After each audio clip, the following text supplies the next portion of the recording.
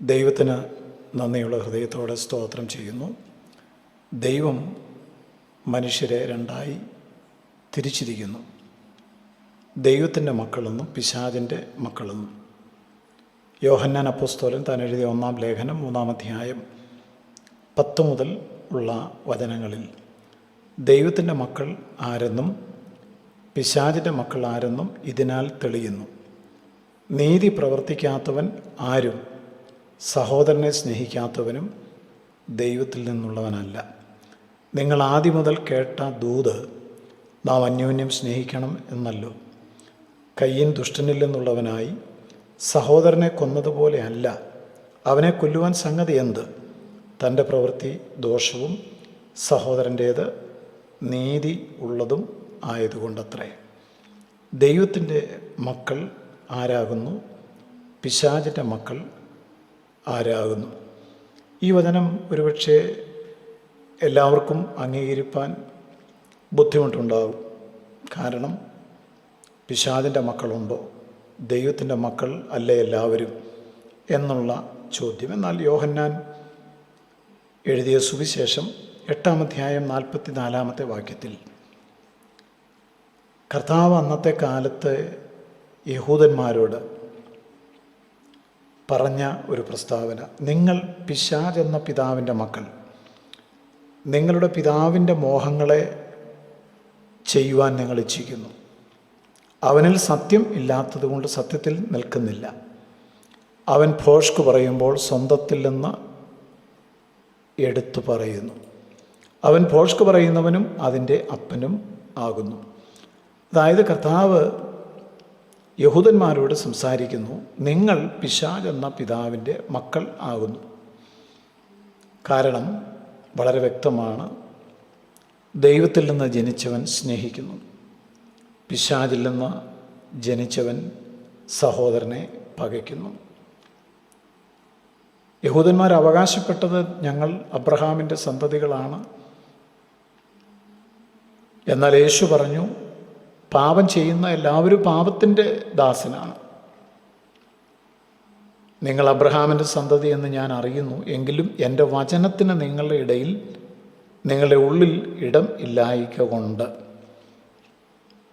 ദൈവത്തിൻ്റെ മക്കളായിരുന്നു എങ്കിൽ അവരുടെ ഉള്ളിൽ ദൈവത്തിൻ്റെ വചനത്തിന് ഇടം കാണുമായിരുന്നു. അതുകൊണ്ട്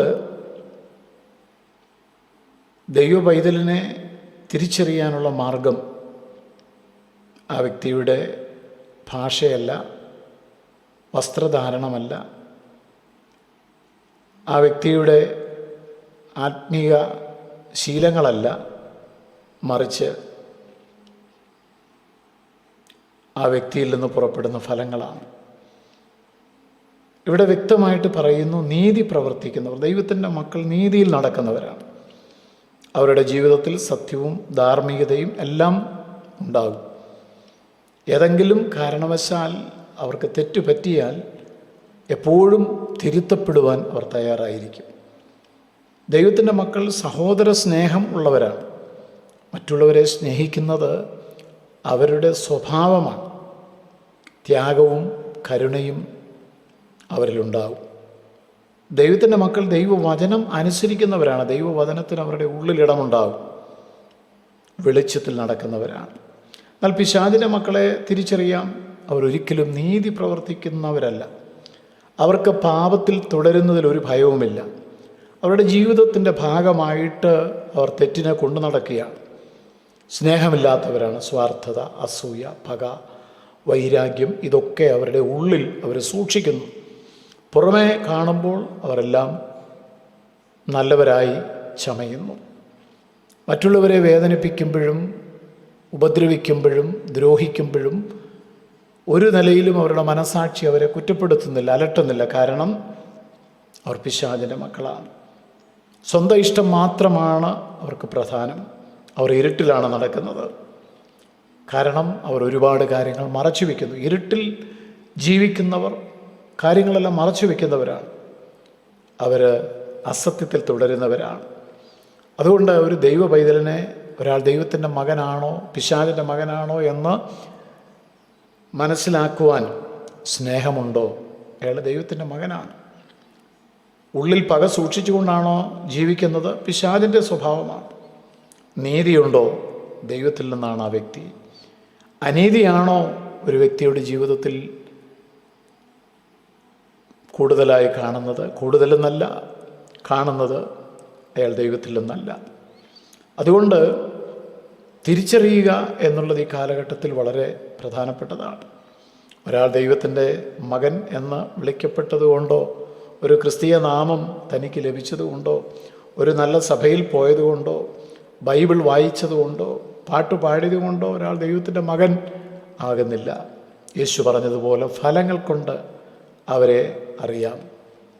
അത് വളരെ പ്രധാനപ്പെട്ട ഒരു വചനമാണ്.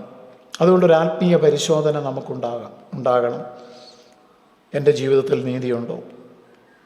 എൻ്റെ ജീവിതത്തിലെ തെറ്റുകൾ തിരുത്തുവാൻ ഞാൻ തയ്യാറായിട്ടുണ്ടോ? ഞാൻ തിരഞ്ഞെടുക്കുന്ന കാര്യങ്ങൾ വചനപ്രകാരം ശരിയാണോ? ഞാൻ മറ്റുള്ളവരെ സ്നേഹിക്കുന്നുണ്ടോ? ക്ഷമിക്കുവാൻ എനിക്ക് കഴിയുന്നുണ്ടോ? ഈ ചോദ്യങ്ങൾക്കുള്ള ഉത്തരമാണ് നമ്മുടെ ആത്മീക അവസ്ഥ. നാം ദൈവത്തിൻ്റെ മകനാണോ പിശാചിൻ്റെ മകനാണോ എന്ന് വ്യക്തമാക്കുന്നു. അതുകൊണ്ട് ദൈവത്തിൻ്റെ മക്കൾ ദൈവത്തിൻ്റെ സ്വഭാവം പ്രതിഫലിപ്പിക്കുന്നു. പിശാചിൻ്റെ മക്കൾ പിശാചിൻ്റെ സ്വഭാവം പ്രതിഫലിപ്പിക്കുന്നു. കർത്താവായ ദൈവമേ, ജനനം കൊണ്ട് ആരും ദൈവത്തിൻ്റെ മക്കളാകുന്നില്ലല്ലോ, മറിച്ച് മാനസാന്തരം കൊണ്ടും വീണ്ടും ജനനം കൊണ്ടും ജീവിതത്തിൽ വരുന്ന സമൂലമായ രൂപാന്തരം കൊണ്ടും പിതാവേ, ഞങ്ങൾ ദൈവത്തിൻ്റെ മക്കളാണെന്ന് തെളിയിപ്പാൻ, മറ്റുള്ളവർക്ക് തിരിച്ചറിയുവാൻ കൃപ നൽകണം. യേശു ക്രിസ്തുവിൻ നാമത്തിൽ ആമേൻ. നിത്യജീവമൊഴികൾ നിന്നിലുണ്ട് പരനെ, നിന്നെ വിട്ടിട്ടടിയങ്ങൾ എങ്ങു പോയി വസിക്കും, നിന്നെ വിട്ടി